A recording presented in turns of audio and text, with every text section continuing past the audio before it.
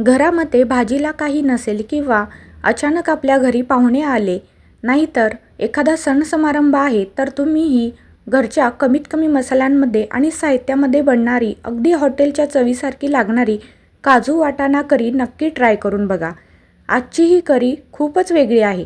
घरात असणारे थोडे काजू, थोडे वाटाणे आणि रोजचेच मसाले वापरून केलेली ही रेसिपी चवीला मात्र अगदी हॉटेलसारखीच आहे.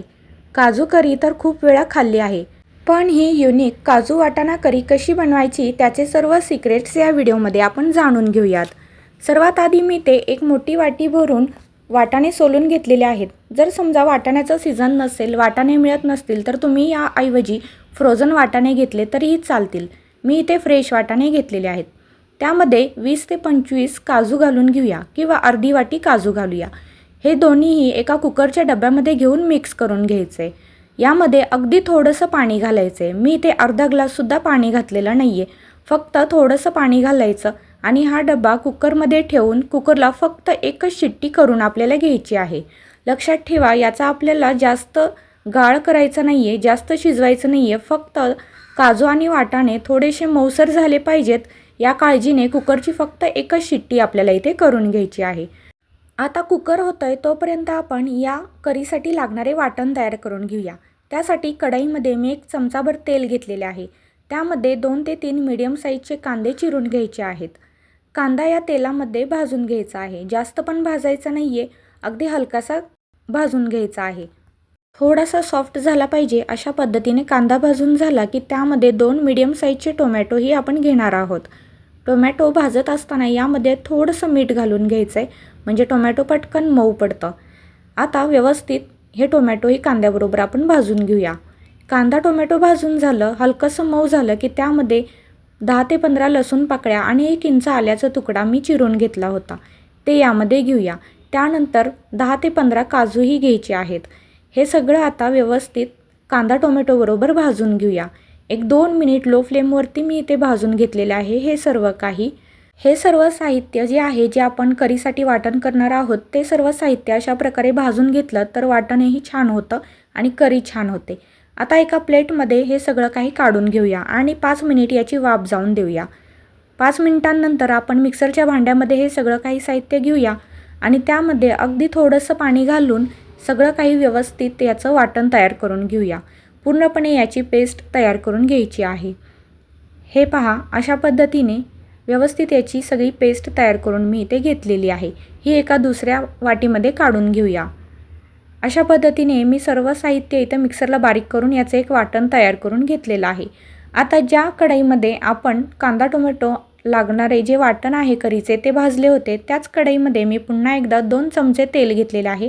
इथे काही मी खडे मसाले घेत आहे. 1 दालचिनीचा तुकडा घेतला आहे, वेलची घेतलेली आहे, साधी वेलची, मसाला वेलची असली तरीही चालेल, स्टार फुलही तुम्ही घेऊ शकता आणि 2-3 तमालपत्र. हे छान तेलामध्ये तडतडलं की त्यामध्ये आपण तयार करून घेतलेलं वाटण घालायचं आहे. हे वाटण जे आहे ते तेलामध्ये छान 7 ते 8 मिनिट आपल्याला भाजून घ्यायचं आहे. याचं छान असं तेल सुटेपर्यंत आपण भाजून घेणार आहोत.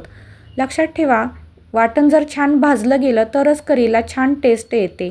हॉटेलमध्ये सुद्धा जी ग्रेव्ही असते ती त्यांनी तेलामध्ये खूप छान अशी भाजून घेतलेली असते. व्यवस्थित चमच्याने हलवत आपल्याला ही वाटण भाजून घ्यायचे आहे. सतत हलवायचे आहे, नाहीतर कढईला चिटकून राहते. करपून द्यायची नाही आहे, त्यासाठी व्यवस्थित हे वाटण भाजून घेऊया. आता 2 ते 3 मिनिट इथे मी मसाला भाजून झाल्यानंतर काही सुके मसाले घालते.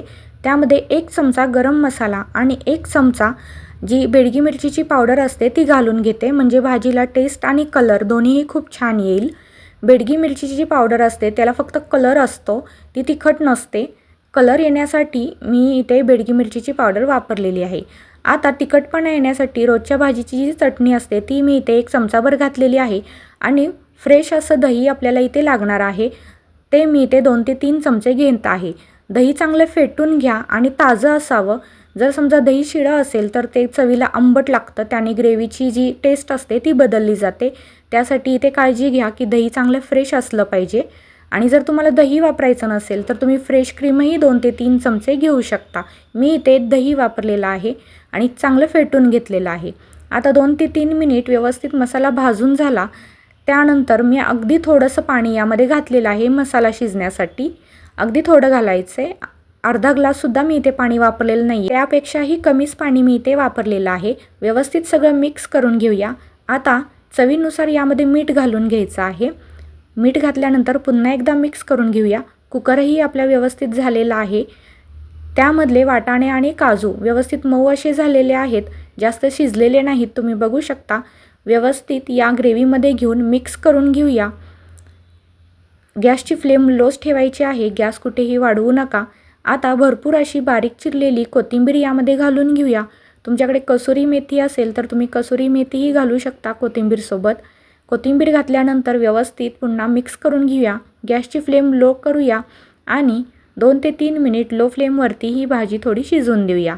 हे पहा, तुम्ही बघू शकता 2 ते 3 मिनिटांनंतर आपली ही करी जी आहे, काजू वाटाणा करी, किती छान दिसते आहे आणि खूप छान सुवासही येतो आहे. खूप छान अशी चवीलाही ही रेसिपी होते.